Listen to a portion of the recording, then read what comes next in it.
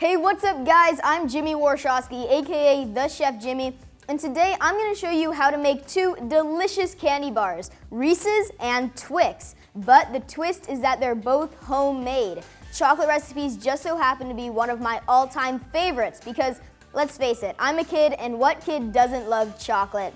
If you love Reese's and Twix like me, but can't exactly drive to buy them, then making them in the comfort of your own home is the perfect solution. Let's head to the kitchen and get started. The ingredients you'll need to make your Reese's peanut butter cups are 1 cup of peanut butter, 1 1/4 cups of powdered sugar, 1/4 cup of light brown sugar, 1/4 cup of butter, 1/4 cup of vegetable shortening, and 4 cups of milk chocolate chips. Some of the materials you'll need include a mini muffin sheet lined with liners and a baking sheet lined with parchment, so set those aside.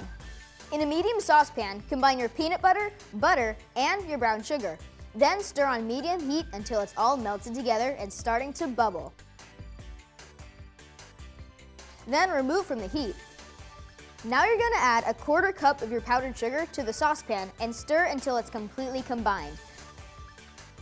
Then you're going to add another 1/4 cup of your powdered sugar and repeat the same process until you've used all of it and the mixture is really thick, just like this. Then you can set that aside to cool. In a microwave-safe bowl, add your vegetable shortening to the chocolate. Then put that in the microwave at 50% power for 30-second intervals, stirring after each set until it's all ooey gooey and delicious, just like you see here. And I don't know about you guys, but I don't like to waste food. So if you're like me and you feel the urge to lick your spatula clean, then by all means. Fill the bottom of your muffin cups, each with a spoonful of chocolate. After you've done that, you can give the pan a shake to even it out. Put your muffin tin in the fridge to set for about 30 minutes. Now it's time to make the inside of our Reese's. So you're going to take your peanut butter mixture and really just take a little bit of it in your hands and roll it around in your palms just as if you were making a ball out of Play-Doh. After you've done that, you can put it down on your sheet of parchment paper and just tap it with your fingers so it becomes like a disc. Repeat this process until you've made enough to fill your muffin cups. Pop those in the fridge to set for 30 minutes as well. When both of those are out of the fridge, you can put your peanut butter disc on top of your chocolate. And now we are almost done. So cover your peanut butter disc with even more chocolate. If you didn't add enough the first time around, you can go back and add more to fill to the brim. Now, just like we did earlier, we're gonna give the pan a little shake and a tap on the counter to really even out the chocolate. After all, we want these looking spectacular. Put these in the fridge one last time to harden up. Now look at these, they look fantastic. These are gonna be perfect to serve to all of your friends or eat them all by yourself. All right, let's try these. That is so good. The peanut butter complements the chocolate perfectly. Let's head back to the kitchen now because it's time for us to get started making our very own Twix at home.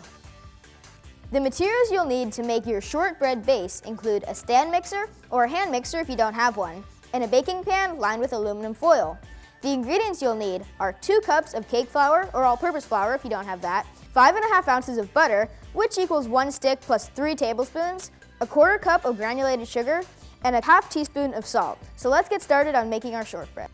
Preheat your oven to 350 degrees, and then you're going to add your butter and sugar into the bowl of a stand mixer and beat on medium speed for about 3 minutes until it's light and fluffy.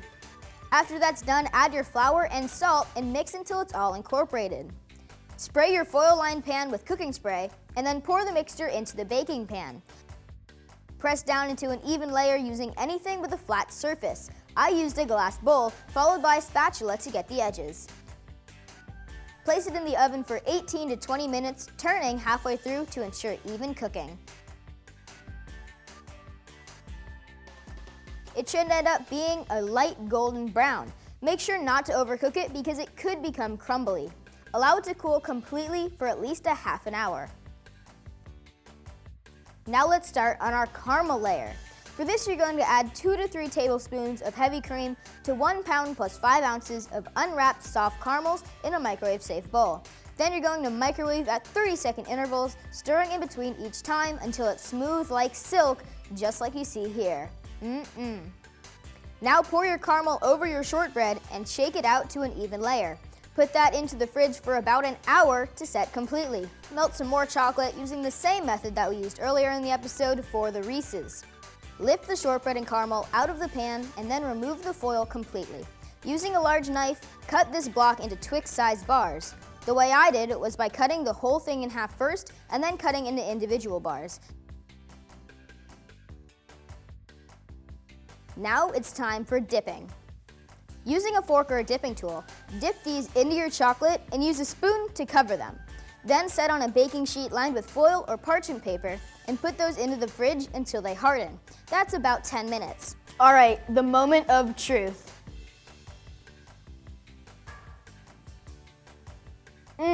These Twix bars turned out amazing. In my opinion, they're even better than the real thing. I don't think these are gonna last too long in my house. After all, they're my whole family's favorite. All right, guys, that's all for today. I cannot wait to finish my homemade chocolate bars, and I'm so excited for you guys to make them at home. You're going to love them. If you like this video, make sure to click here for more awesome DIYs and subscribe to DreamWorks TV. That's all for me. I'm Jimmy Warshawski. Thanks for watching, and we'll see you next time.